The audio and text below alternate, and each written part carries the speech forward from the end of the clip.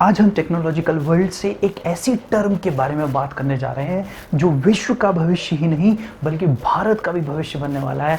Hello students कम friends, मैं हूं शिवम द्विवेदी। स्वागत करता हूं आपका मेरे YouTube channel Shivam Dwivedi motivational speaker पर।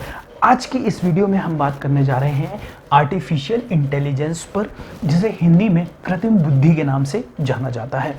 इस पर हम बात करेंगे आर्टिफिशियल इंटेलिजेंस क्या होता है, उस पर एक ब्रीफ डिस्कशन, बहुत ही छोटी जानकारी लेकिन पूरी जानकारी। लेकिन इसके साथ में कंप्लीट वीडियो जो हम देखने वाले हैं वो फैक्ट बेस्ड होगा कि क्या क्या न्यू डेवलपमेंट्स आर्टिफिशियल इंटेलिजेंस की दुनिया में किए गए हैं।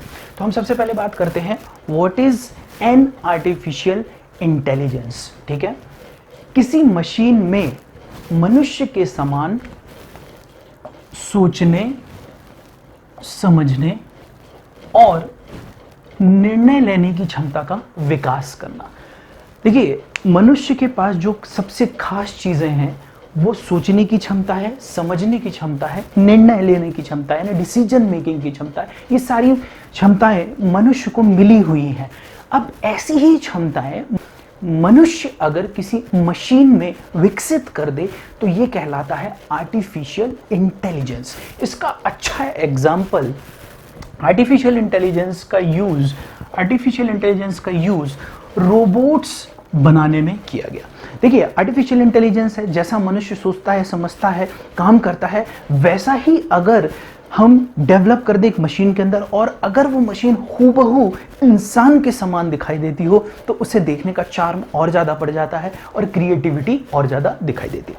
तो देखिए, यहाँ तक तो बहुत बेसिक इंफॉर्मेशन हो गई आर्टिफिशियल इंटेलिजेंस की। अब वो टॉप इंपॉर्टेंट फैक्ट्स देखेंगे हम, जिन पर अभी तक आर्टिफिशियल इंटेलिजेंस की दुनिया में जो जो काम किए गए हैं। लेकिन वीडियो में आगे बढ़ने से पहले मैं आप सभी से कहूंगा कि अगर आप चैनल पर पहली बार आए हैं तो हमारे channel Shivam Dwivedi motivational speaker को अभी सब्सक्राइब कर दीजिए, वीडियो को अभी लाइक करिए और ज्यादा से ज्यादा शेयर करिए। तो चलिए अब हम बात करते हैं लेटेस्ट फैक्ट्स के बारे में। ये सभी फैक्ट्स 2021 तक अपडेटेड हैं, याद रखिएगा।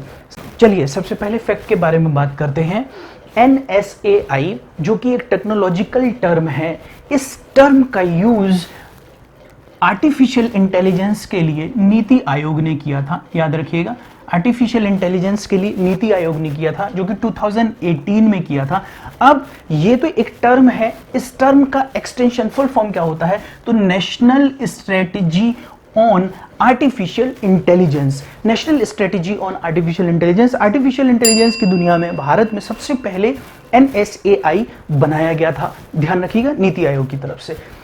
दूसरे तौर पर अगर हम देखें, लेटेस्ट फैक्ट के अंदर अगर हम देखें तो सेकंड नंबर पर आता है आर्टिफिशियल इंटेलिजेंस रेडीनेस इंडेक्स 2020 में इंडिया की जो रैंक है वो 40th रैंक है। ध्यान रखिएगा, इंडिया की जो रैंक है वो 40th रैंक है वर्ल्ड लेवल पर। इसके बाद हम बात करते हैं तीसरे फैक्ट के बारे में। अभी तक 2 फैक्ट्स के बारे में हमने बात कर ली, तीसरे फैक्ट पे हम बात करते हैं एरावट, AIRAWAT। ध्यान रखिएगा, ये सभी एक्रोनिम्स हैं। एग्जाम में आर्टिफिशियल इंटेलिजेंस पर अगर क्वेश्चन बना तो कोई भी इंफॉर्मेशन पूछी जा सकती है, लेकिन सबसे पहले सबसे बेसिक लेवल पर फुल फॉर्म जरूर पूछा जा सकता है, इसलिए एक्रोनिम एरावट है।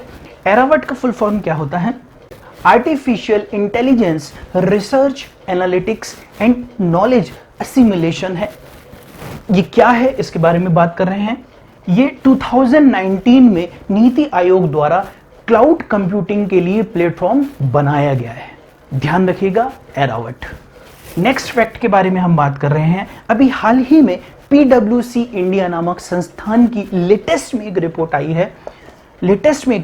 है। उस रिपोर्ट में कहा गया है इंडिया ने आर्टिफिशियल इंटेलिजेंस वर्ल्ड में 45% यूज बढ़ा दिया है।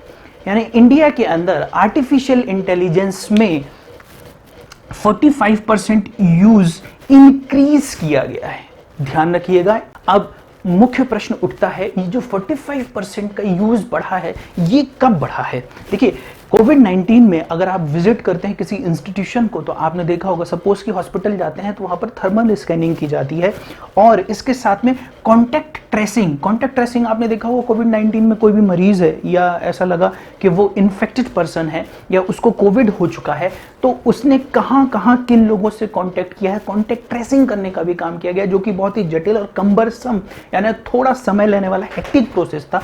उस प्रोसेस के अंदर भी आर्टिफिशियल इंटेलिजेंस का यूज बढ़ाने पर जोर दिया गया है।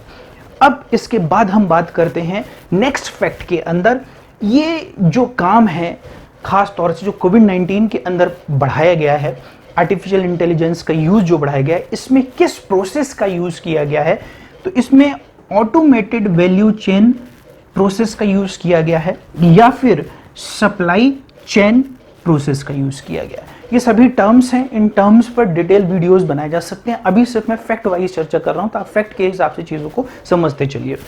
अब हम बात कर रहे हैं आर्टिफिशियल इंटेलिजेंस की दुनिया में और ज़्यादा विकास हुआ और इस आर्टिफिशियल इंटेलिजेंस का यूज़ और ज़्यादा बढ़ा करके नया इनोवेशन किया गया, जिसमें हम देखें रोबोट्स बनाने में आर्टिफिशियल इंटेलिजेंस का यूज़ किया गया और उन रोबोट्स का यूज़ ह्यूमनॉइड रोबोट बनाने में किया गया। यानी ऐसे रोबोट जो कि हूबहू इंसान की शक्ल के दिखते हैं या उसी की तरह से दिखाई देते हैं।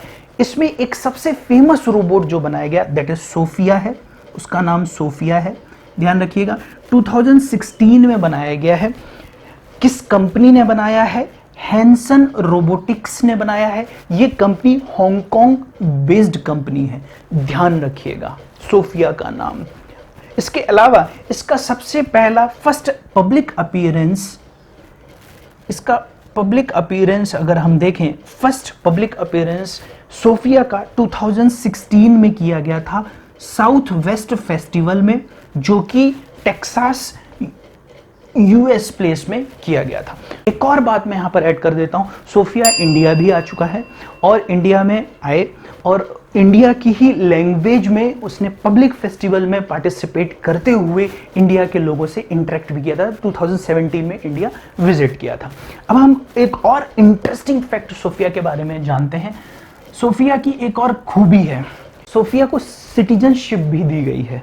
सोफिया को सबसे पहला सिटीजनशिप सऊदी अरेबिया ने 2017 में दिया था और सबसे खास बात है ये फर्स्ट रोबोट है, फर्स्ट ह्यूमनॉइड रोबोट है जिसे किसी कंट्री की सिटीजनशिप दी गई है। वर्तमान में इसके पास दो देशों की सिटीजनशिप है, सऊदी अरेबिया की भी सिटीजनशिप है, साथ में चाइना की भी सिटीजनशिप है। तो ध्यान रखिएगा सोफिया के बारे में फैक्ट्स में। अब चूंकि हमने इतनी बात कर ली वर्ल्ड के फेमस ह्यूमनॉइड रोबोट्स की, तो अब इंडिया को कहां पीछे छोड़ेंगे, इंडिया के बारे में भी बात करेंगे। और इंडिया ने खुद को भी पीछे नहीं छोड़ा, उसको भी बढ़ाया हुआ है। हाल ही में शालू नाम का रोबोट बनाया गया है, ध्यान रखिएगा शालू नाम का रोबोट बनाया गया है जो कि 2020 में बनाया गया है। और खास बात यह है ये इंडियन ह्यूमनॉइड रोबोट है, याद रखिएगा इंडियन ह्यूमनॉइड रोबोट है। इसके बाद नेक्स्ट फैक्ट पर बात करते हैं। शालू ह्यूमनॉइड रोबोट के इन्वेंटर दिनेश कुंवर पटेल जी हैं। अब हम बात करते हैं शालू की ही और ज्यादा खूबियों के बारे में। शालू जानते हैं आप कोई इंसान तो नहीं बट ह्यूमनॉइड रोबोट है, बट इसको बहुत कुछ आता है, ठीक है।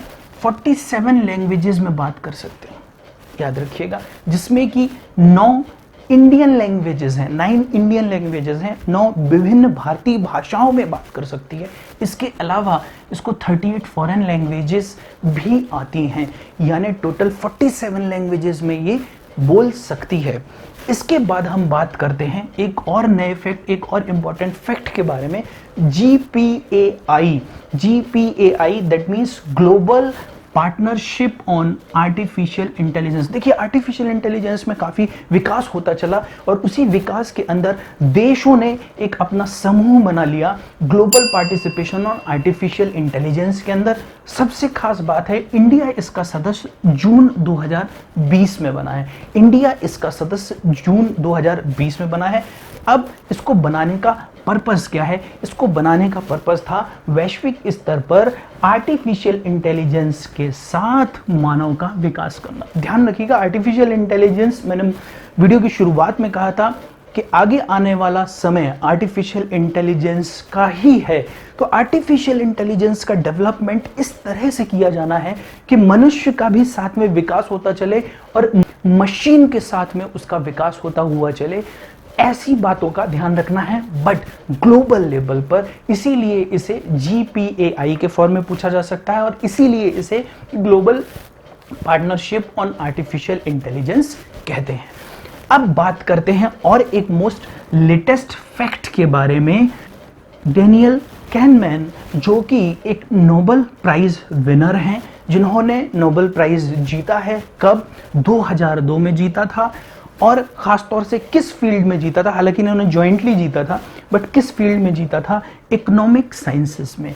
उन्होंने इसी साल, इसी वर्ष खास एक कमेंट, एक अपनी तरफ से इंफॉर्मेशन विश्व को दी हुई है कि आर्टिफिशियल इंटेलिजेंस ह्यूमंस को लगभग सभी क्षेत्रों में पीछे छोड़ सकता है। जिस तरह से आर्टिफिशियल इंटेलिजेंस वर्ल्ड में लगातार पैर पसारता चला जा रहा है, उसका यूज बढ़ता जा रहा है, धीरे धीरे करके ये विश्व के अंदर मनुष्य को सभी क्षेत्रों में पीछे छोड़ने में सक्षम है। वो क्षेत्र कौन कौन से हो सकते हैं? तो ध्यान रखिएगा, आर्टिफिशियल इंटेलिजेंस खासतौर से ह्यूमनॉइड रोबोट्स का यूज कहां कहां पर बढ़ चुका है? मैन्युफैक्चरिंग इंडस्ट्रीज के अंदर बढ़ा है, माइनिंग इंडस्ट्रीज में बढ़ाया गया है। क्यों बढ़ाया गया है? उसका एक बहुत बड़ा कारण है, माइनिंग एक कम्बरसम, एक जटिल प्रोसेस है, कॉम्प्लेक्स प्रोसेस है, उसमें काफी ज्यादा ह्यूमन पावर, ह्यूमन रिसोर्सेज लगती हैं। उसकी जगह अगर मशीन से काम कराया जाए, जो कि ना थकेगी और कंटिन्यूअस वर्क करती रहेगी, तो उस क्षेत्रों में भी काम करने के लिए आर्टिफिशियल इंटेलिजेंस का यूज किया जा सकता है। इसके अलावा एयर ट्रैफिक कंट्रोल में भी इसका यूज किया जा सकता है, हेल्थ के क्षेत्र में इसका यूज किया जा सकेगा और फाइनेंशियल सेक्टर में भी इसका यूज किया जा सकेगा। इतनी इंफॉर्मेशन के साथ में सबसे पहले हमने एक ब्रीफ इंफॉर्मेशन आर्टिफिशियल इंटेलिजेंस के बारे में बात करी और डीपेस्ट फैक्ट का हमने डिस्कशन किया, जो कि 2021 में आर्टिफिशियल इंटेलिजेंस की दुनिया में अभी तक इंडिया और वैश्विक स्तर पर डेवलपमेंट्स किए गए हैं। ये इंफॉर्मेशन अगर आपको पसंद आई हो तो बने रहें Shivam Dwivedi motivational speaker YouTube channel के साथ में। वीडियो को लाइक करें, ज्यादा से ज्यादा शेयर करें। मिलेंगे ऐसे ही नॉलेजेबल नेक्स्ट वीडियो में, तब तक के लिए थैंक यू।